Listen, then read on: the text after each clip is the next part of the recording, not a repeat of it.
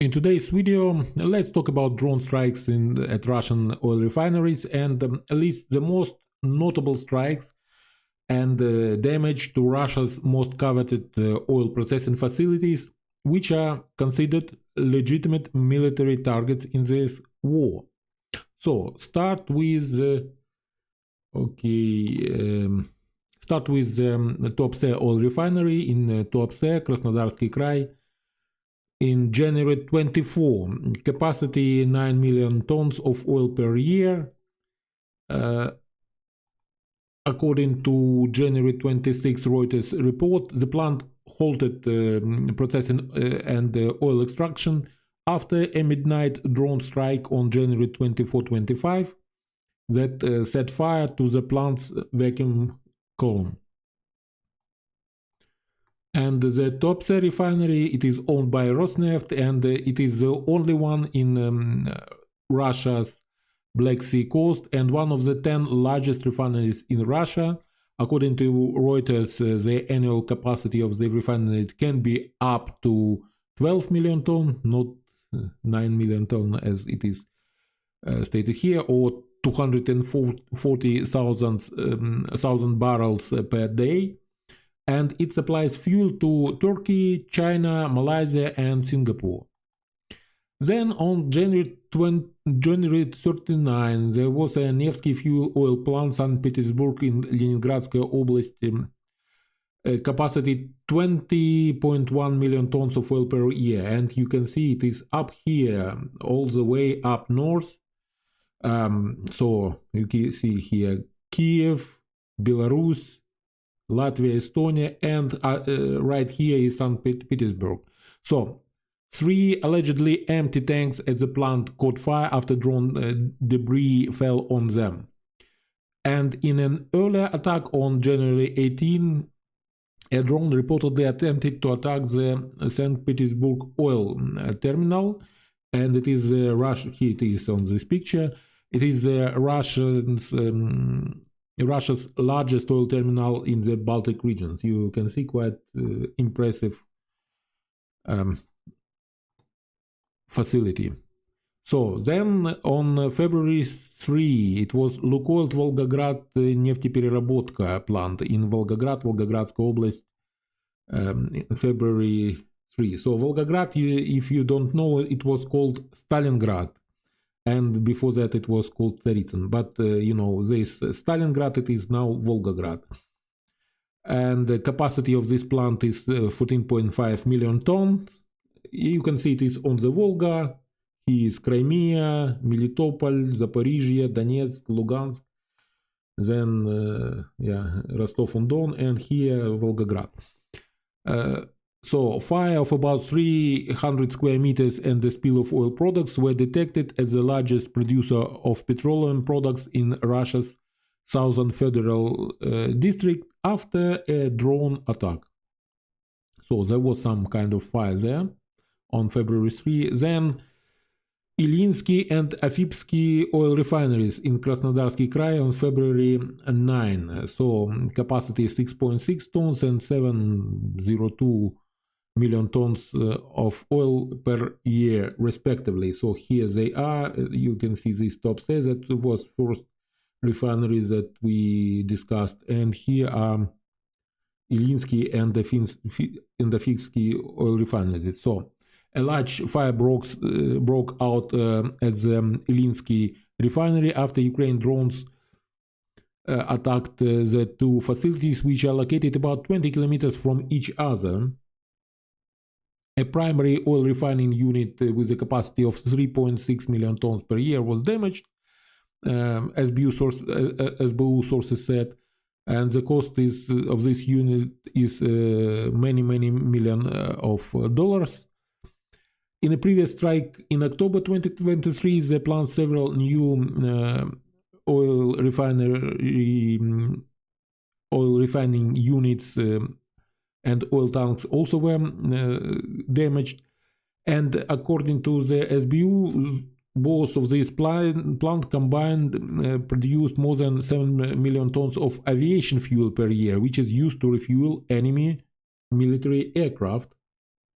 and they are quite close to Crimea, so there is a quite favorable logistics there, so you can ship this aviation fuel through the Kerch Bridge to Crimea and then to several airfields that are there, or you can ship them to Rostov and then to further north.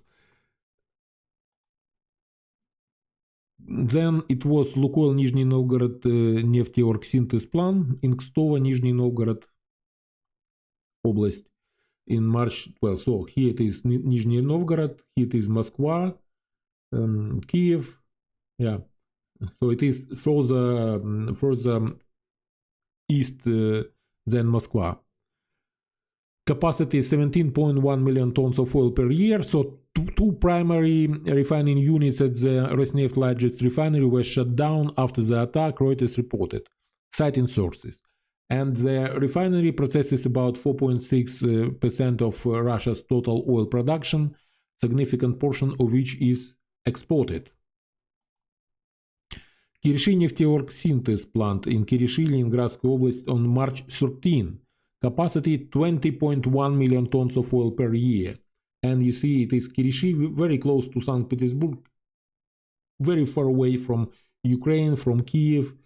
You see Kiev, Belarus, Latvia, Estonia, so quite far away up north. So a drone was shot down on approach to the refinery, and the consequences at the crash site have been localized and eliminated, regional governor Alexander Drozdenko claimed. It means that there was something there, because when they say that everything is fine, it means that no, nothing is fine. If there was, if it was nothing, they wouldn't even report it. So a source in the SBU confirmed the attack, but there is no reliable information about its consequences. And this is the second largest refinery in Russia by volume. Then it was so-called first plant in Kaluga Oblast, March 15. And Kaluga is here. It is on direct approach from Kiev to Moscow. A fire broke out after one of the drones hit a pipe in the Kaluga refinery. It was what was reported initially by Russian telegram channels, but according to a later report by the Astra telegram channel, 3 drones managed to hit the target, causing damage to the plant's technological equipment. Then there is Novokuybyshevsk, Kuybyshev and Sызrань refineries in Samara Oblast on March 16. So capacity is 7.97 million tons and 7 million tons of oil per year respectively. They are, clustered quite closely here. And you see that they are very, very far away to the east from Ukraine. So Kharkiv, Belgorod, Voronezh, Saratov, and then Tolyatti, and here is Sызrань, and here is Samara. And Samara during Soviet time it was called Kuybyshev after some of the Bolsheviks, and because of that these oil refineries are still called Kuybyshev and Novokuybyshevsk refineries. It's a legacy names from Soviet times. So 3 major Rosneft refineries were effectively targeted by SBU on one day. Their combined output is about 25 million tons per year, which is almost 10% of Russia's total oil refining. And here's the last one, Slavyansk Eco Oil Refinery in Slavyansk on the Kubань, Krasnodarsky Krai, March 17. So it is the very day where when Putin was again, this farcical so-called votes, elections were held, and he was again proclaimed the dictator for life, I think, on 17th of March. And at the same day, this oil refinery was hit, and the strike hit the atmospheric oil distillation columns, causing a major fire. It is not a big refinery, about only 4 million tons of oil per year, but it is quite suitable location to the you know, to Crimea and then to the front line. So quite a lot of products are going there to fuel Russia's military machine. So what is being targeted by drones on these facilities? So it is mostly atmospheric vacuum or cracking units, which are main elements of an oil refinery plant. And they are custom built to meet the needs of the enterprise and cost many millions of dollars. They are used to separate oil into fractions using pressure, temperature, catalyst. You can see it on this picture.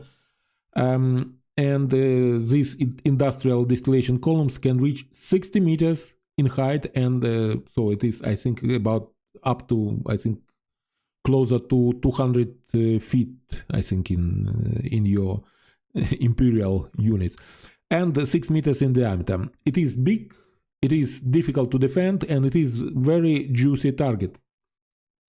And in all of them, a lot of Western equipment is used, which is difficult to replace now because of sanctions. And if any of them is hit by a drone and there is a fire, it will be difficult to repair it. It will be costly, it will be time consuming, and there were a lot of revenue lost because this plant is not doing what it is supposed to do. Russians trying to react to this. There was an announcement that Rosguardia will be guarding these refineries using Panzer air defense, but as always, you know, they're trying to put lipstick on a pig here. They are trying to to sound optimistic. Two major consequences for Russia. First, it is loss of revenue. These attacks disrupt Russia's ability to export refined oil products, a crucial source of income for the war effort. It also limits the fuel available domestically to keep their military operations running. And since March, they already banned export of refined oil products, and the wholesale price of refined oil products is almost doubled, but the retail price was kept low because of this election, so not to disrupt, not to not to anger people before elections. And now after the elections, we will see quite a lot of very interesting economic news from Russia, I think, because there is no need to put a lipstick on a pig anymore.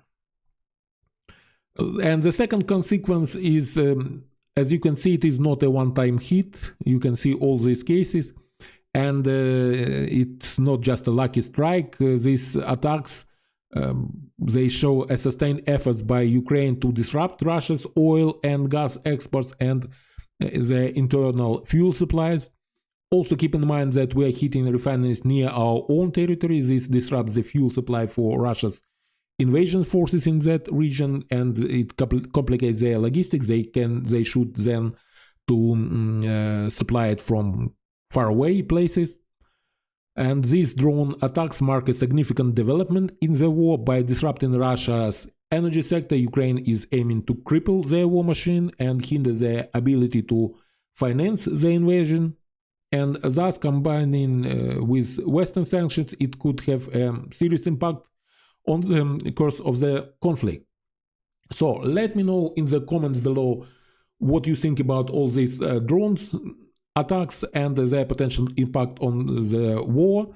Thank you for watching. If you enjoyed this video, be sure to like and subscribe for more content on the war in Ukraine, and Slava Ukraini!